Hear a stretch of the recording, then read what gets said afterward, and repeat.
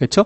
주임법은 상임법의 모태가 된 법이에요. 거의 그대로 베껴서 만들었다. 그러면 대표적인 차이점이 뭐가 있는가? 대표적인 차이점 한번 알아보도록 하겠습니다. 대표적인 차이점. 주임법은 기본적으로 그렇습니다. 주택의 임대차에 대해서 적용을 해요. 그런데요, 주택의 임대차에 대해서 적용하는데 주택의 보증금 규모는 따로 묻지 않습니다. 보증금 규모를 불문하고 주택이면 이 법의 보호 대상이 됩니다. 제가 주택을 임차하는데 보증금이 10억이에요. 또는 20억이에요. 또는 30억이에요. 50억이어도 주택이므로 주임법에 적용을 받습니다. 주임법의 보호 대상이 되는 거예요. 자, 그런데 상가건물 임대차 보법은 환산보증금 기준입니다. 그냥 보증금이 아니고 환산보증금 기준 일정 규모 이하인 상가건물 임대차에 대해서만 적용하는 겁니다. 서울시의 경우 대표적으로 거기 보시면 2014년 1월 1일 이후에는 환산보증금 기준 4억 원 이하인 상가건물 임대차는 이 법의 보호를 받으실 수 있어요. 자, 여기서 그냥 보증금이 아니고 환산보증금이라고 했죠. 월세가 있으면 곱하기 100을 하시는 거예요. 자, 따라서 서울시에서 호프집을 하는데 보증금 2억에다가 월세가 만약에 300만 원이에요. 보증금 2억 원에 월세가 300이면 월세 300에다 곱하면 얼마가 돼요? 3억. 네? 300, 3천, 3억. 따라서 환산보증금이 5억이 되면 기본적으로 이 법의 적용 대상이 아니라 그 말입니다. 자, 그런데 보증금 2억 원에 월세 200이에요. 그러면 환산보증금 4억이면 4억 이하에 적용되니까 이 법의 보호를 받을 수가 있어요. 그렇다면 환산보증금이 예를 들어서 얼마짜리가 있냐면 보증금 2억 원에 월세 300짜리라고 해볼까요? 환산보증금이 얼마인가요? 5억이죠. 5억이면 기본적으로 이 법의 적용 대상이 아니다. 그러면 어떻게 하느냐? 이때는 민법의 임대차를 적용하시면 돼요. 민법 규정에 따라 해결하시면 되는 겁니다. 그런데 환산보증금이 일정 규모를 초과한 경우라도 상임법의 일부 규정에 적용을 받을 수가 있습니다. 요게 이제 중요한데, 환산보증금이 일정 규모를 초과하더라도 상임법에 적용을 받는 것들이 있어요. 이건 매우 중요하고 시험에 잘 나올 겁니다. 자, 첫 번째는 대항력은 이들도 인정이 됩니다. 자, 그러시고 나중에 이제 공부할 텐데 권리금 규정도 환산보증금 일정 규모를 넘어도 적용이 됩니다. 그리고 하나 더, 갱신요구권 제도가 인정이 됩니다. 갱신요구권 제도가 인정이 되는 거예요.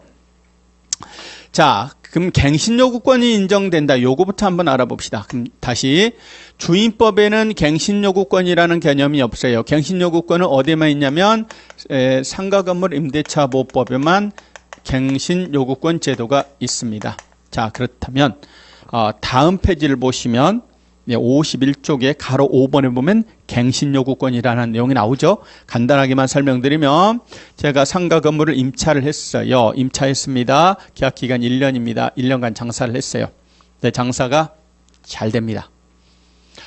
처음 6개월은요 적자를 계속 보다가 제가 그 상가를 인수하는데 돈 많이 들였어요. 권리금도 5천 줬고요. 광고 선전비로 5천 들어갔고요. 인테리어 비용도 한 1억이 들어갔어요. 이제 6개월 정도 지나니까 자리를 잡아서 장사할 만한데 임대인이 나가라고 합니다.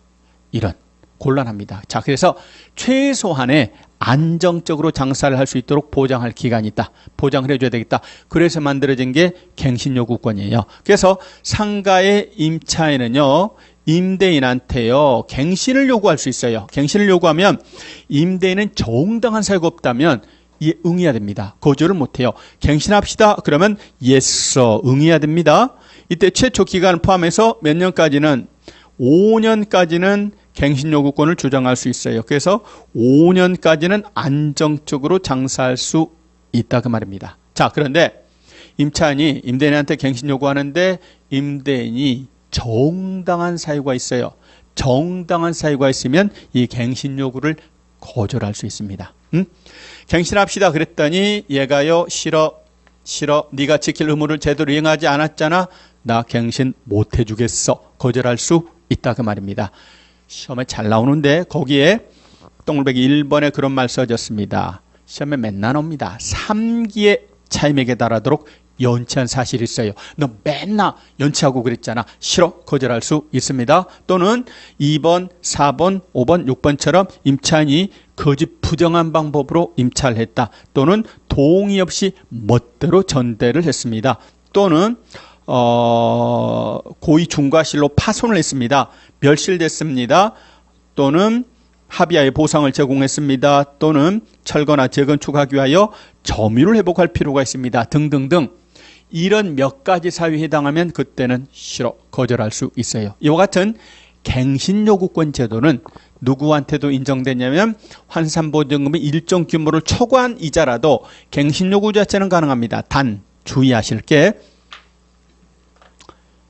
법 적용 대상인 상가 건물 임대차는요. 갱신합시다. 알았어. 갱신합시다. 알았어. 갱신합시다. 알았어. 근데 좀 올려주면 안 돼요. 보증금을 올려달라고 임대인은 주장할 수 있어요. 에? 임대인은 좀 올려주세요. 주장할 수 있는데 단 100분의 9로 제한이 됩니다. 100분의 9 범위 안에서만 올릴 수 있어요. 그런데 얘처럼 환산보증금의 일정 규모를 초과한 임대차는요. 갱신요구 제도는 인정이 되되 단 100분의 9 제한은 받지 않아요. 따라서 더 많이 올릴 수 있습니다. 따라서 보증금 2억에서 3억으로 또는 월세 300에서 400, 500으로 100분의 9를 넘게 요구할 수 있어요. 그래서 이 점이 바로 문제로 지적되고 있는 점입니다. 자, 다시 기본적으로는 일정 규모 이하인 상가건물 임대차. 이때 일정 규모 여부는 그냥 보증금이 아니고 환산 보증금으로 따집니다. 이하인 임대차에 대해서만 적용이 됩니다. 얘는 갱신요구권 제도가 있지만 주임법에는 없어요. 자, 얘는 주임법은 보호기간이 몇 년입니까? 2년이에요. 2년. 2년 미만으로 정한 임대차 몇 년? 2년. 상임법은 최소 보호기간은 몇 년입니까? 1년입니다. 그렇죠? 자, 그리고 주임법은요. 그렇습니다. 증액 청구를 할 수 있습니다. 약정한 차미 경제사정의 변동으로 인하여 적당하지 아니하면 올려달라고 할 수 있습니다. 근데 여기는 20분의 1이고 얘는요 100분의 9 범위 안에서 증액을 청구할 수 있습니다. 그리고 아까 공부하기를 아까 얘는 연 10% 또는 몇 배수요 4배수라고 그랬죠. 얘는 연 12% 또는요 몇 배수입니까? 4.5배수입니다. 뭐 이런 점들이 차이가 납니다. 자, 둘 다 대항력은 인정됩니다. 그런데 하나는 인도 플러스 무슨 등록? 주민등록입니다. 하나는 인도 플러스 무슨 등록입니까? 사업자 등록을 신청하면 그 다음날서부터 대항력을 주장할 수 있습니다. 우선 변제권도 인정이 됩니다. 얘도 확정일자 도장을 찍으시면 되죠. 그런데 확정일자 도장을 찍어주는 기관이 다릅니다. 주택임대차에서는 확정일자 도장을 누가 찍어줘요? 등기소, 등기과, 또 법원, 또는 공증사무소 또는 동사무소 여기서 찍어줍니다. 여기는 관할 세무서장이 찍어줍니다. 얘도 소액임차인으로서 최우선 변제가 인정이 돼요. 예? 얘도 최우선 변제가 인정이 됩니다. 다만 소액임차인의 범위와 보호금액은 조금씩 다르겠죠. 그렇습니다. 공통점들 그리고 차이점들에 대해서 말씀을 들어봤습니다. 상임법은 주임법을 그대로 베껴온 거니까 거의 비슷한 점이 많습니다. 그렇게 정리하시면 될 겁니다. 자, 그래서 다시 50쪽으로 와서 보면 상가건물 임대차보호법 적용 대상 보증금액이 있습니다. 요거는 우리 시험에 나온 적이 있으니까 이 금액은 알아두실 필요가 있어요. 서울시는 현재 기준 4억 원 이하인 상가건물 임대차에 대해서 적용합니다. 과밀 적권역은 3억 원이야. 그리고 광역시 안산시는 2억 4천이야. 그 밖의 적은 1억 8천이야. 우리 시험에 뭐라고 나온 적이 있냐면 경기도 수원시라고 제시를 합니다. 경기도 수원시 그리고 환산보증금 2억 8천이다. 그러면 경기도 수원시는 어디에 속하는지를 알아야 될 겁니다. 경기도 수원시는 어디예요? 과밀억제권역이에요. 3억 원 이하니까 보호 대상이 되는 겁니다. 또는 경상남도 창원시 이렇게 시험에 한번 나온 적이 있다. 창원시인데 얼마인가? 1억 9천만 원입니다. 그럼 창원시는 어디에 속하나요? 그 밖의 지역이에요. 1억 8천이에요. 1억 9천이면 적용 대상이 아니에요. 그러니까 요 금액은 알아두실 필요가 있습니다. 자, 상가건물 임대차 보법 주요 내용을 그렇게 해서 말씀을 드렸고요. 요거 하나만 합시다. 저기 자료에는 없는데 권리금 규정이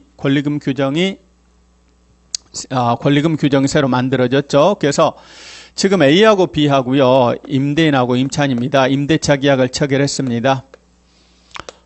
B가 지금 5년 동안 장사를 했습니다. 지금 B가 장사를 잘했나 봐요. 지금 권리금 원래 들어올 때도